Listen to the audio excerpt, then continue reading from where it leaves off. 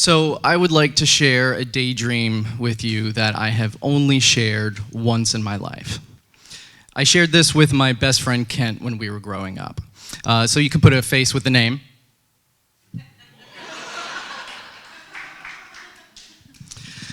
And I was fortunate enough to have Kent in my life from an early age. It's important in your childhood and your formidable years to have somebody that you can confide in, someone who you can open up to, you can share with, who won't judge you, who, more importantly, won't mock you. And I only shared this with him the one time because after I did, he fucking mocked me ruthlessly. I mean, he just really laid into me, and let's find out why.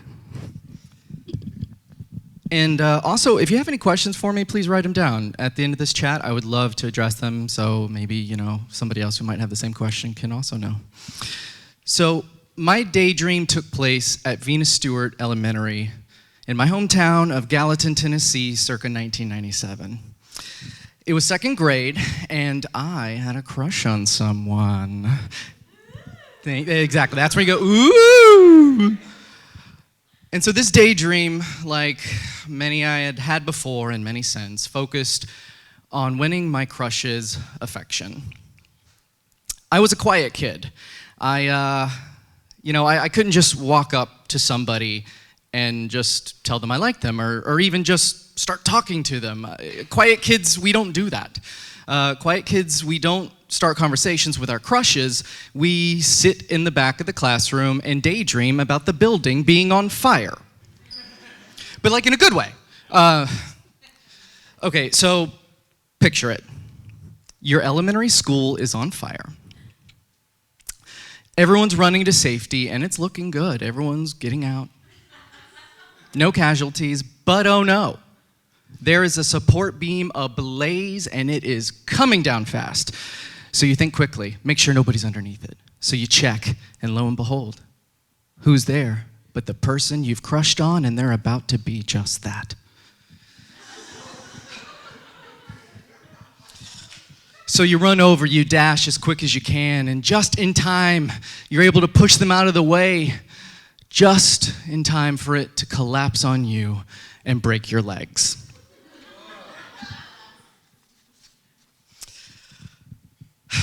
Somehow you get out. I don't quite remember that part. I think I just skipped it in my head and went straight to the part where you're being celebrated as a hero. And so you're sitting outside of the newly rebuilt school that happened just in a split second. Everyone's surrounding you and telling you how brave you are and how amazing you are. And then there's a hush over the crowd as it parts. And out walks your crush. And they walk right up to you, and they sit in your lap, which is weird because your legs are broken. And they throw their arms around you, and they stare deep into your eyes, and they say, I love you. Thank you. Didn't have to cue it that time. Yeah, it's good. And so the crowd erupts in applause and cheers like you just got married or some shit, even though you're in second grade, so that's weird. And so you start to wheel away in your fancy new wheelchair that they got you, and there you are with your crush still sitting in your lap, which again is weird because your legs are broken. And you start wheeling away so fast that you soar up into the air, still in your wheelchair, and you fly away into the clouds and into happily ever after. And that was my daydream. Yes. So burning schools and flying wheelchairs, that was my daydream. That's why Kent mocked me. And saying it out loud, I kind of know why. I get it. I would have mocked me too, because even in my wildest daydreams, my happily ever after could only exist after having my legs broken underneath a collapsed burning building. And so I'm not trying to romanticize some kind of traumatic event that could leave you disabled, so forgive me. But, if I don't know why I daydreamed about a burning building. But if I had to guess, it probably had something to do with a few years before that, my house burnt down. I was young at the time. I don't remember a lot of it, but it's still somewhere back here. And I know what you're thinking. Oh my God, he's daydreaming about burning his school down, and he's plotting his next arson. I promise I did not burn my house down. It was Britney Spears. Just kidding. It was actually my brother Daniel. I'm the youngest of 3 boys, and my parents, they didn't intend to start a family when they did, and they did the best they could. But being that I was the youngest of 3 boys, as long as I didn't steal a car, get someone pregnant, or burn down a building, all 3 things that my brothers had done, then I could get away with pretty much anything. And now, I don't blame my parents. My oldest brother, he had ADHD, Tourette's syndrome, and he had issues with authority growing up. And my other brother, he had a learning disability in the form of dyslexia. He also had an adrenaline disorder that gives him hand tremors, and he just generally struggled with self-confidence as a child. So at the end of the day, when my parents were done disciplining the oldest and reassuring the other one, they were like, oh my God, fuck, where's Steven? It's fine. He's just sitting in a corner playing by himself. He's fine. And I was fine. Like when I wasn't out in the woods playing with Kent, pretending we were spies or flying to space or some shit, I was very content just to sit in a corner and play by myself with my action figures. I loved that. Hours and hours of my childhood spent playing and creating, and that's part of the function of reverie, is creative thinking. And I learned early on that I had a wondrous imagination. And playing with those toys, for me, it was a way of self-expression. I would create these rich inner worlds with these unique characters and absurd situations, just all in my head. And the beautiful thing about a child playing with toys is that your rich inner world is no longer just in your head.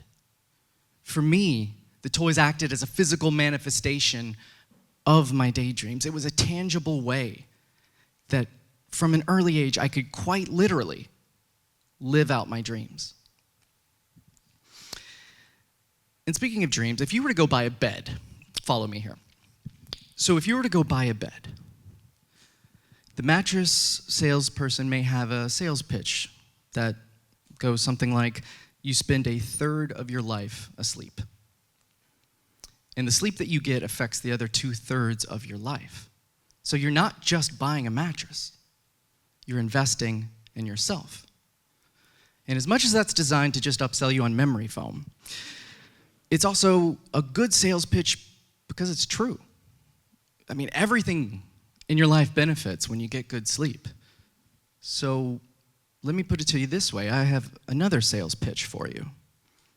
Research suggests that we spend 47% of our waking life daydreaming. So we spend about 2/3 of our lives dreaming.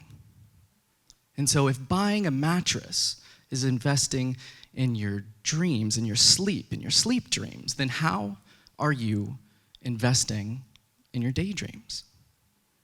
Do you make time to daydream? I'm sorry, that's not rhetorical. I'm actually curious. Like, do you make time to daydream? And if so, what type of activities do you like to do? Anybody? Holler at me. Yes. Rather, I run down the way you were daydreaming. If we were rich, This morning, if we were rich, we would start a nonprofit to support people in getting better beds. If you're a baby who outgrew a bed, if you were a person who had a bed, you were just a tourist and you needed a fresh current.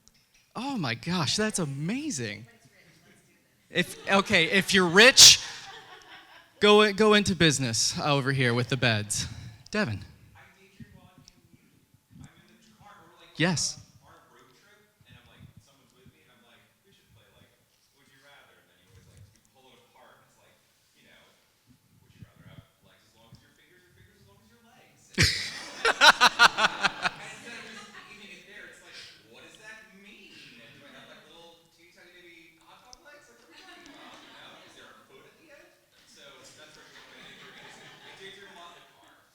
Okay, so yeah, so a long drive, and that's great. That seems to be similar over here. And I love that so many things that you all are saying are fitting into what I have prepared today. I was telling Maddie in the background, as soon as they mentioned, Britney Spears burning down a house, I was like, oh my God, I've got a good in on that.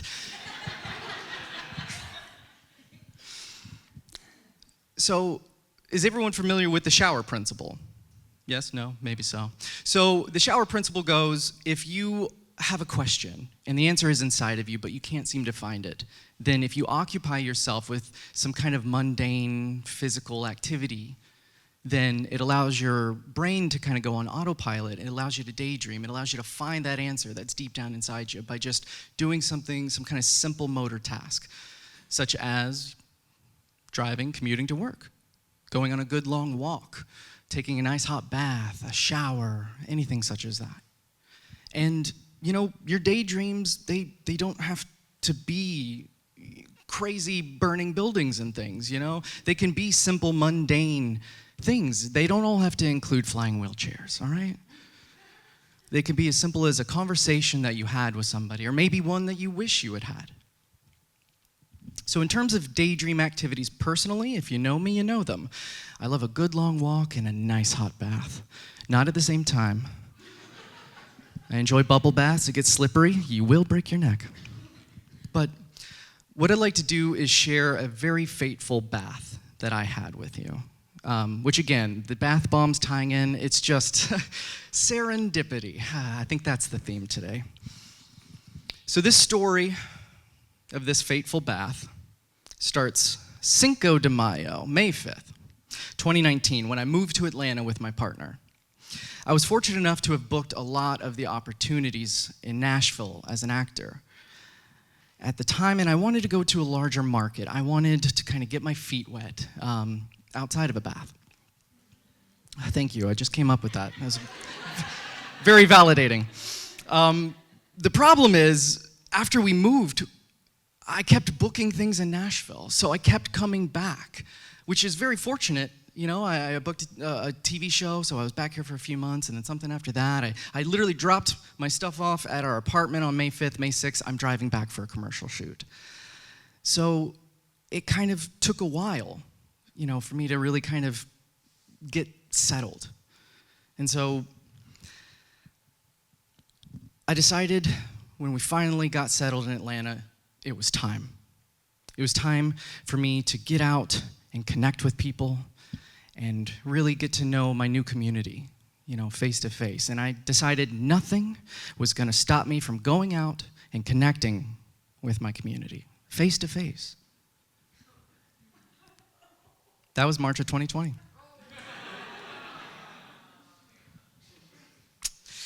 Nothing stops you from connecting with people face to face, quite like a worldwide pandemic. And much like the rest of the world, I got pretty depressed during the pandemic, the old pandemic. And you know what doesn't help depression? Kidney stones. I highly do not recommend. So I found that during this time, I wasn't engaging in the type of daydream activities that I enjoyed, activities that normally help me process the things that are going on in my life. I only had a walk-in shower, so hot baths were just off the table. And the only time I was going walking was when I was playing Pokemon Go, and that was to disassociate. So all of this culminated in me being quite miserable when I was in Atlanta. But the one shining light that I must say, that I was able to go to one community event before the world shut down. At the time, it was called Leg Day, because you don't skip Leg Day. It was a weekly film event, or more specifically, a film game, where they would roll 3 dice. And then whatever corresponded to those dice rolls would be the challenge, similar to like the Nashville 48, where it would be you have to have purple in the title of your film, or you have to have an unaltered shot of a clock that reads 11:42. Just random things to make it a little challenging. So Leg Day was started by a guy named Isaac Dietz. He has no idea I'm mentioning his name because I only met him once. But he ran Leg Day out of the basement of his house that he called the ATL Thunderdome. And what impressed me about Leg Day was the community that they had built. Because not every film was good. In fact, some were pretty bad. But it didn't matter if your film was good or not, because everybody was having a good time. Everyone felt known, everyone felt loved, and everyone felt like they belonged. And it was amazing, and I remember thinking that, we didn't have something quite like that in Nashville. A few years ago we had Salute Your Shorts, if you're familiar, Jason Gygax, wonderful guy. And unfortunately that one wasn't happening, and so my partner decided to go back to school. And I wanted to move back and be closer to my friends, my family, and my established support systems. So, Cinco de Mayo, May 5th, 2021, 2 years to the day, I moved back to Nashville. And this was in the time that everyone was getting vaccinated, and the world was starting to open up again, and so was I. I was finally starting to crawl out of that depression hibernation that I was in. And I felt like I was making the right moves and that things were looking up. And shortly after moving back, I recall my partner coming up to me completely unprompted. And she threw her arms around me, looked me deep in the eyes, and said, "I love you." Thank you, thank you. It made me feel safe, and it made me feel loved. Like I was sitting in a flying wheelchair, except for this time my legs weren't broken. It made me feel like that's where I belonged. So then a few days later, I come home from work, and unprompted, she sits me down, she looks me deep into the eyes, and she says, "It's over." I didn't have to cue that one either. It was good, right?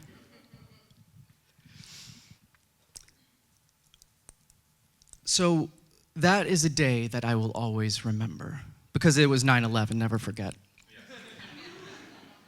But all of a sudden, I found myself without a roof over my head, a car to get to work, or a bed to sleep on that I could call my own. In one fell swoop, I lost not just my relationship, my best friend, I lost basic necessities.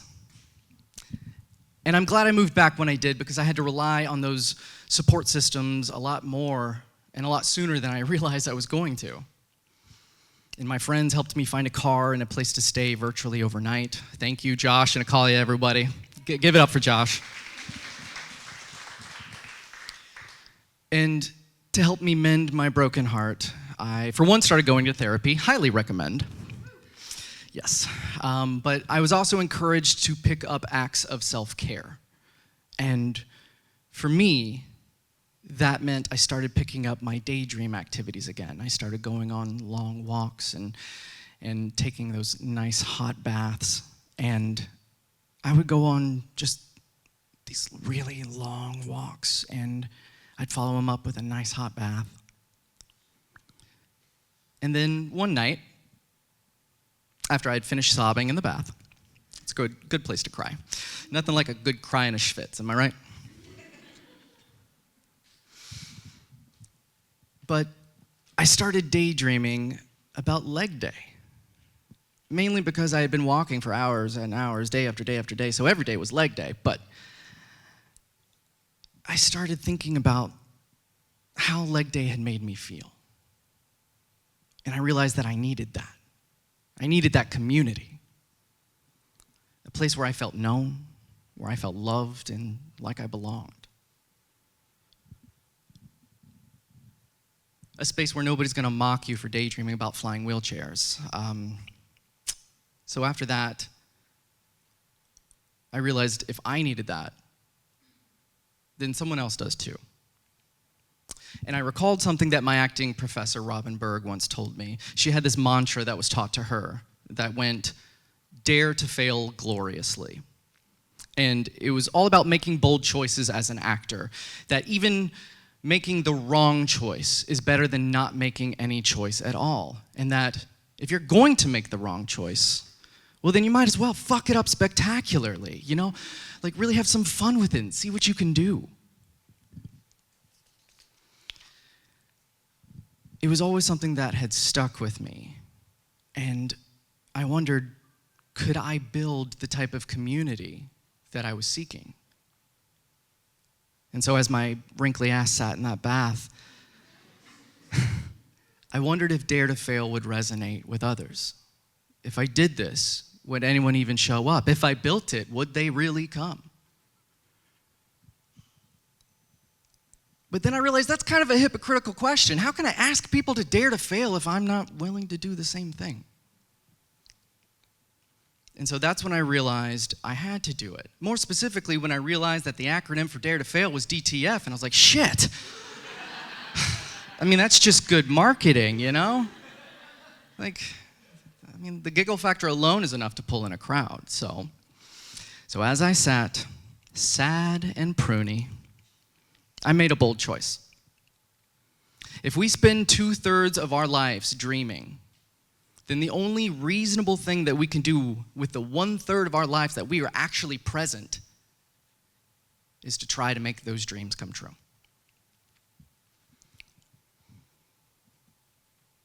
I started talking with my friends about the idea, which was a little awkward if you're asking your friends, hey, is DTF something you'd be interested in? But the input I got was tremendous. And so I asked my friend, the wonderful, the immaculate J.R. Robles, to help me produce the show, which went something like, hey man, I got this idea, and I think if we could just invite some people up here, we could make some like short films and stuff, we could really build a community. I think it'd be good. And he was like, sure. Yeah. Let's do it. Yeah, that's fine. Okay.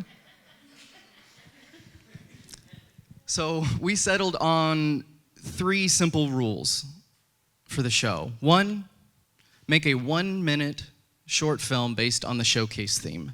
2, submit it by the deadline. And 3, show up.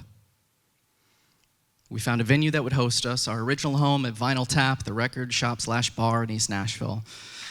Yes. They were wonderful to have us. They let us put it on for free and just kind of test the waters. And so we set a date for March of 2022. The only thing left was to see if anyone would show up. That was my fear. Would anybody even give a shit? And so I'd like to share with you a quote from John Cleese of Monty Python fame. Nothing will stop you being creative more effectively than the fear of making a mistake. He went on to say that the very essence of playfulness is an openness to anything that may happen, the feeling that whatever happens, it's okay. And so I adopted a similar mindset for not just my DTF films that I made, but also producing the show overall. Whatever happens is exactly what we need. Our first showcase, we had only 6 films. Not including mine, we had 5 films. Not including my close, immediate friends, we had 1 film. A year and a half later, we average over 30 films every showcase. Thank you. Over 222 films since we began, from first-time filmmakers to 20-year veterans. It has just been such an amazing outpour. And I don't care if it's the worst film ever or the best film ever. If you do the work and you show up, then you belong and you have a place on our stage. So Dare to Fail gives you not just the opportunity, but also the permission, which you don't need, by the way. You don't need permission. But we give that to you. The permission to just play again, just like when we were children. To make our dreams come true by playing with those toys again. As adults, we like to call them tools. For artists, that means writing, dancing, music, photography, cooking, filmmaking. These are our tools of self-expression. These are our toys. And it is okay to play with them. And so I'd like to share my toys with you today, as I have already done. If you haven't gotten one of my toys, please be sure to grab one on the way out or when Devin is walking around and passing them out, I imagine, maybe, I don't know. But those are my personal toys that I had sitting in my closet that I wanted to share with you all today. I've had them for many, many, many, many years, and so I wanted you to have a little piece of that. And then I'd also like to share with you some other toys, which would be my short films that I've made for DTF. Is that okay? Okay.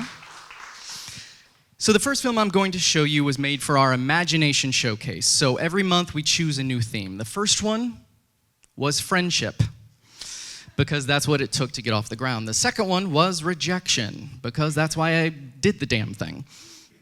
So for our last July show, which was with Kindling Arts last year, and we'll be back with them this year, next month.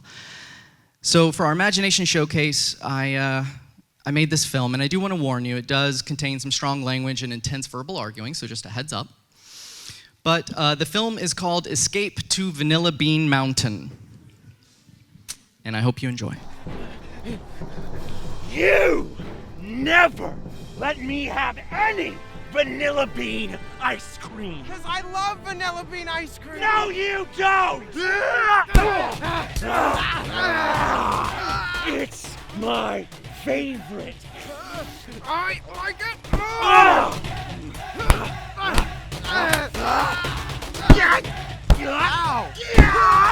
No. You lost the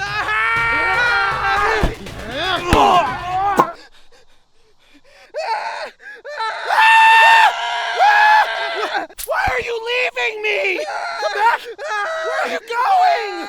Go ahead, leave. At this point, What the I don't fuck give is a wrong fuck. with you? I lost the Leave. house? Yes, you lost Jesus. the fucking house. I bought you that fucking house when you lost disability You and will we not couldn't pin afford this it on me. anymore. How the Why fuck do you is that blame my me fault? for every- How the I fuck don't is that give my a fuck. fault?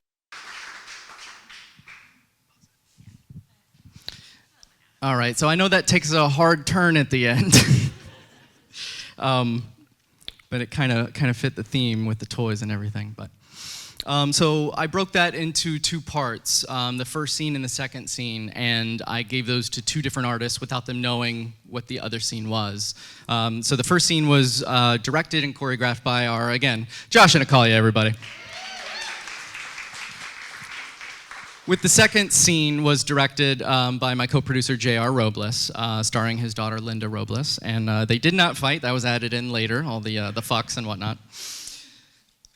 And so the second film that I would like to share with you was originally made for our adventure showcase. And so for this theme, I had originally planned to do a choose your own adventure film where we would shoot a film and different endings. I would screen one, and then I would poll the audience, and at the next showcase, I would screen whichever one was chosen. Well, I didn't get around to doing it this showcase. I eventually got to it. So for this one, I kind of just at the last second, while I was out on one of my walks, I daydreamed a very silly idea, one that did not include flying wheelchairs this time, but instead gave me a chance to mock Kent for once. So the idea was, what if somebody was so good at hide and seek that they were never found? So I hope you enjoy. Remember Kevin, the hide-and-seek champion. Man, I can't believe it's been, 15 years? Every year we seek to find each other and remember Kevin, the hide-and-seek champion. Legend. So good at the game, we never found him. Kevin, we may have lost you, but you won. Ain't that the truth? I'm gonna go grab some more firewood behind the oak barn. Yeah. Yeah, you do that.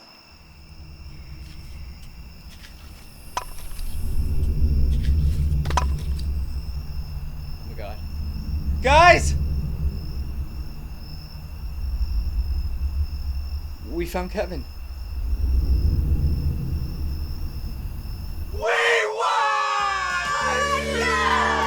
We found you, bitch! You fucking loser! I'm not gonna waste my time waiting on a loser like you. I'm not gonna change my mind for a loser like you.